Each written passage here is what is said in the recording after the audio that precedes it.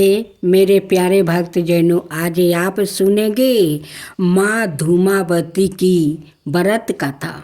माँ धूमावती के परकटाए से संबंधित कथाएं अनूठी है। पहली कहानी तो यह है कि जब सती ने पिता के यज्ञ में स्वच्छ से सवाए को जलाकर भस्म कर दिया तो उनके जलते हुए शरीर से जो धुआं निकला उसे धूमावती का जन्म हुआ। इसलिए वो हमेशा उदास रहती है।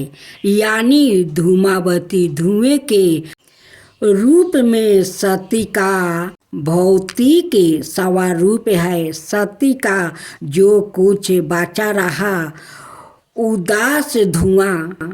दूसरी कहानी यह है कि एक बार सती शिव के साथ हिमालय में विचरण कर रही थी। तभी उन्हें जोरों की भूख लगी। उन्होंने शिव से कहा, मुझे भूख लगी है, मेरे लिए भोजन का प्रबंध करें। शिव ने कहा, अभी कोई प्रबंध नहीं हो सकता। तब सती ने कहा, ठीक है, मैं तुम्हें ही खा जाती हूँ। और वो शिव को ही निगल गई। शिव तो सवाए इस जगत के सर्जक है, परिपालक है, लेकिन देवी की लीला में वो भी शामिल हो गया। भगवान शिव ने उनसे अनुरोध किया कि मुझे बाहर निकालो, तो उन्होंने उगील कर उन्हें बाहर निकाल दिया। निकालने के बाद शिव ने उन्हें श्राप दिया कि आज और अभी से तुम विधवा रूप में रहोगी। तभी से वो विधवा है। पुराणों में अभी शपथ परी सत्यकत भूख लगना और पति को निगल जाना, ये सब संकेतिक प्रकार है। यह इंसान की कामनाओं का प्रतीक है जो कभी खत्म नहीं होती और इसलिए वो हमेशा अनसुत रहता है। माँ धूमावती उन कामनाओं को खा जाने यानी नष्ट करने की ओर इशारा करती है। इन महाविद्याओं का अस्थायी आहन नहीं होता, अर्थात इन्हें लंबे समय तक घर में स्थापित या विराजमान होने की कामना नहीं करना चाहिए, क्योंकि ये दुख, कैलेश और दरिद्रता की देवी है। जप शुरू करने से पहले आहन करे और खत्म होने पर विसर्जन कर दे। अब सुने सूरथ राजा की कथा। बहुत पहले की बात है। सूरथ नाम के एक राजा थे जो प्रजा का अपने पुत्र की तरह पालन करते थे। एक समय सूरथ राजा की दुश्मनी कोला विध्वंसी नाम के क्षत्रियों से हो गई। युद्ध में सेना की संख्याएं अधिक होने के बावजूद भी राजा सूरथ कोला विध्वंसियों से हार गया और केवल अपने ही नगर के राजा बनकर रहने लगा, जो अति सुरक्षित था। वहाँ भी उनके दुष्ट मंत्रियों ने शत्रु से हाथ मिला लिया और उनसे नगर का राजकाज हथिया लिया। इससे राजा सूरथ अति दुखी हो गया और वो अपने पत्नी पुत्र को नगर में ही छोड़कर एक घोड़े पर बैठकर शिकार खेलने के बहाने घने जंगल में चला गया। उस जंगल में जाकर वो मेघ मुनि के आश्रम पर रुके, जहाँ पर मुनि ने आदर सत्कार के साथ उनका स्वागत किया और रहने के लिए एक कुटिया भी दिया। समाधि नाम का एक अत्यंत ही धनवान कुल का वेश्या था। उसकी धर्म में बड़ी आस्था थी। वो सादा दुखी लोग की सहायता करता है, उनके कष्ट दूर करने का प्रयास करता। सादा सत्य बोलना उसका स्वभाव ही था। उनके पत्नी और पुत्र अत्यंत ही लोभी थे। धन के लोभ में आकर समाधि के पत्नी और पुत्र ने उसे घर से बाहर निकाल दिया था।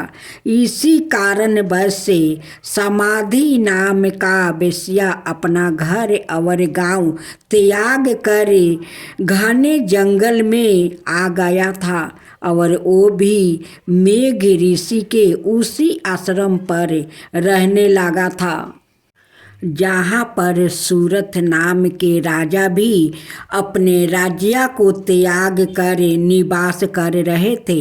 ऋषि वर के आश्रम पर रहते हुए समाधि नाम के वेश्या सादा इस चिंता में लगे रहते थे कि उनकी पत्नी और पुत्र किस हालत में होंगे और उन्हें किसी तरह की समस्या तो नहीं होगी, वो लोग कष्ट तो नहीं भोग रहा होगा।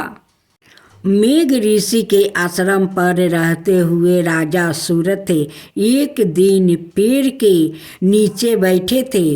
वो बहुत ही चिंतित थे। उनके मन में सदा यही चिंता लगी थी कि मेरा राज्य कैसे होगा। पता नहीं, बहुत मेहनत से कमाया हुआ मेरा धन है, अब वहाँ के राजा कैसे खर्च कर रहे होंगे। हो सकता है वो लोग बेकार के कामों में मेरा धन बर्बाद कर रहे होंगे। जो धन मैं दान धर्म में लगाता था, अब शायद वो धूर्त मलेच्छ शराब पीने में और जुए खेलने में लगाते होंगे, क्योंकि उन धूर्त मलेच्छ की धर्म में कोई आस्थान नहीं होती।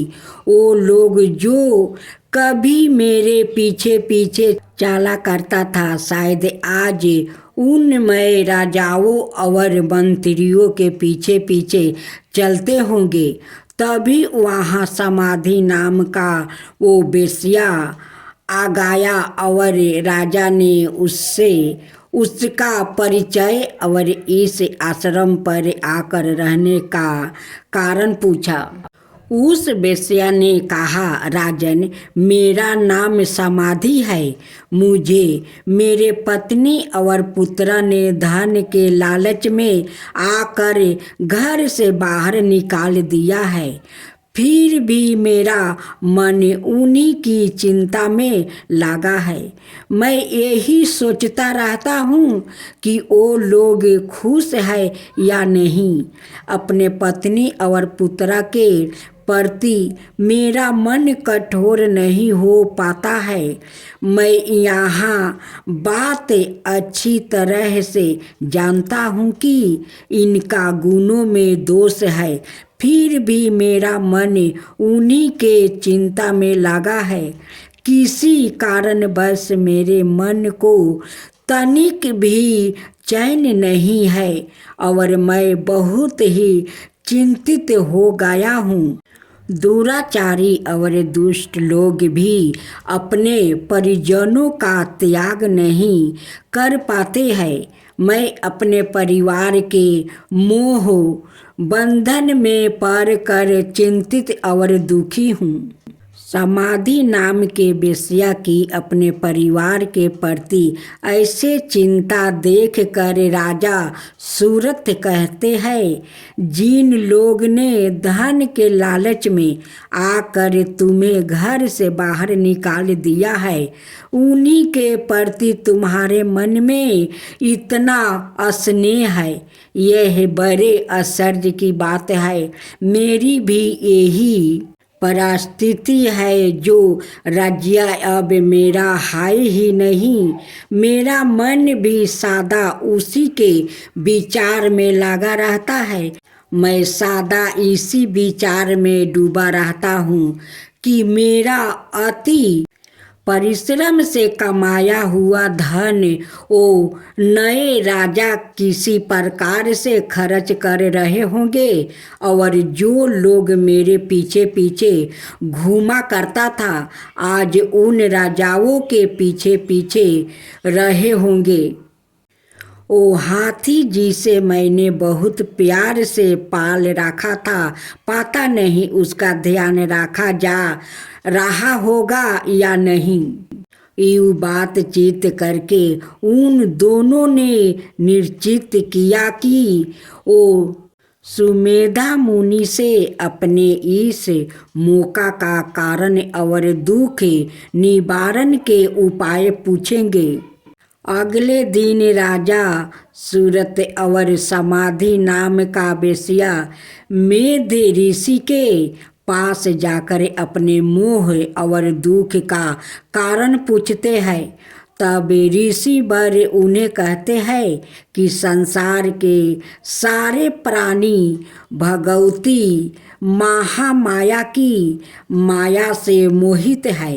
उन्हीं के इच्छा के कारण सभी जीवों मोह में पड़े रहते हैं और उन्हें देवी आदि शक्ति रात्रि और उनके हाथों से मारे गए दैत्यों की कथा सुनते हैं। मेधा ऋषि राजा और वेश्या को देवी के प्रसंग में मधु कटवा का वध, महिषासुर का वध, धर्मलोचन का वध, चंड मुंड का वध और शुभ नशुभ के वध की कथा सुनते हैं। देवी की यह सारी कथाएं सुनकर राजा और वेश्या के मन में देवी के प्रति भक्ति जागृत होती है और वो दोनों मेधा ऋषि से देवी की पूजा विधि और नवारण मंत्र जानकर उनकी ज्ञान लेकर जंगल में जाकर भगवती की आराधना आरंभ करते हैं। 1 महीने तक वो दोनों देवी के हाथ से मारे गए दैत्यों से संबंधित चित्रा का पाठ करते हैं, जिससे उनके मन में अटूट श्रद्धा जागृत हो जाती है। अब उन दोनों का देवी की उपासना के अतिरिक्त दूसरा कोई कार्य नहीं था। 1 बरस तक वो देवी के मंत्र का जप करते हैं और केवल फल खाकर ही रहते हैं।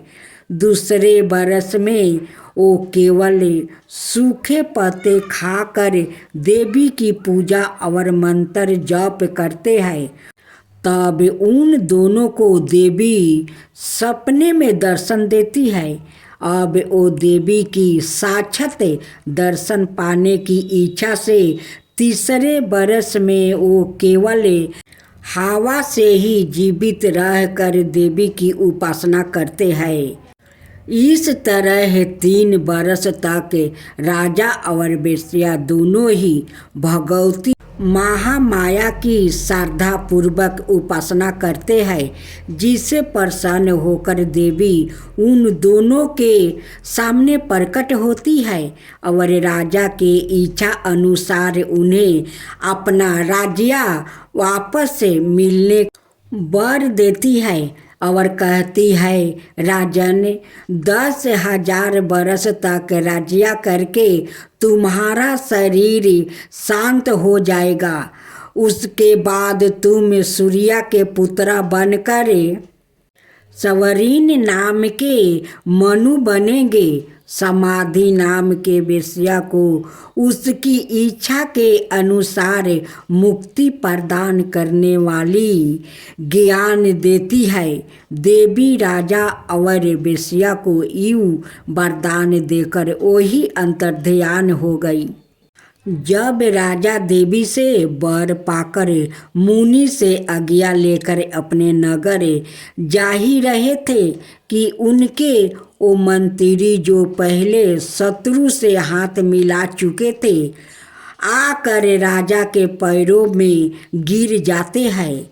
वो कहते हैं, महाराज आपके वो शत्रु युद्ध में मारे गए, उनका विनाश हो गया, आप हमें क्षमा कर दीजिए। इस तरह है राजा को देवी की कृपा से अपना राज्य मिल जाता है और मंत्रियों से उसका पहले जैसा ही संबंध हो जाता है।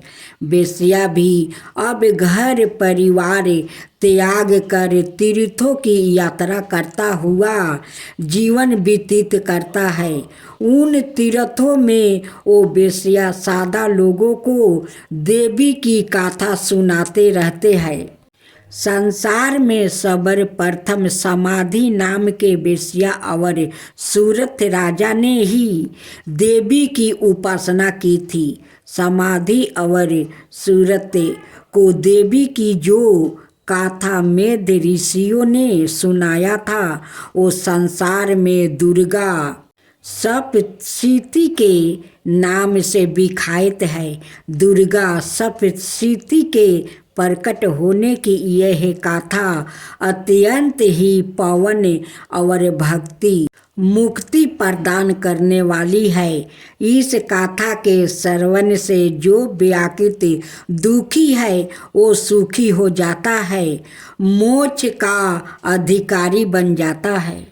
अब सुने माँ दुर्गा की उत्पत्ति की कथा।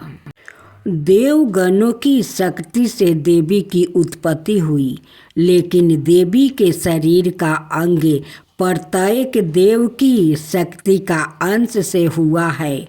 जैसे भगवान शिव के तेज से माता का मुख बना, श्री हरि विष्णु के तेज से भुजाएं बना, ब्रह्मा जी के तेज से माता के दोनों चरण बने, वही यमराज के तेज से मस्तक और केश, चंद्रमा के तेज से स्तन, इंद्र के तेज से कमर, वरुण के तेज से जांघें, पृथ्वी के तेज से नितंब, सूर्य के तेज से दोनों पैरों की अंगुलियां, प्रजापति के तेज से सारे दांत, अग्नि के तेज से दोनों नेत्रा, संध्या के तेज से भौर, बाहु के तेज से कान और अन्य देवताओं के तेज से देवी का विभिन्न अंग बने।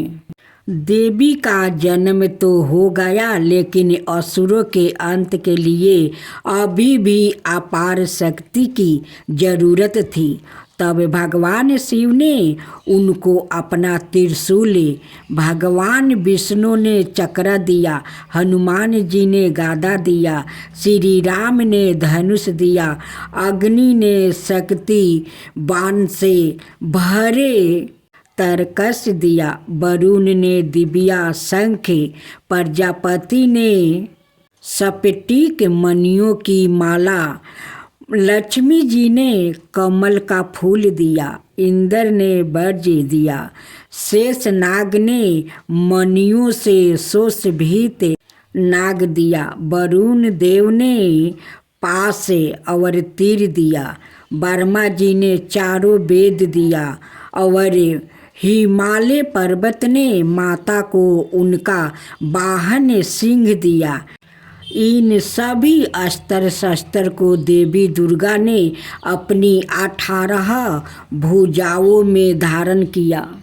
अस्त्र शस्त्र और आंतरिक शक्ति से देवी का विराट रूप बन गया और असुर उन्हें देख कर ही भयभीत होने लगा। देवी के पास सभी देवताओं की शक्तियाँ हैं, उनके जैसे कोई दूसरा शक्तिशाली नहीं है, उनमें अपार शक्ति है, उन शक्तियों का कोई अंत नहीं है, इसलिए वो आदि शक्ति कहलाती है।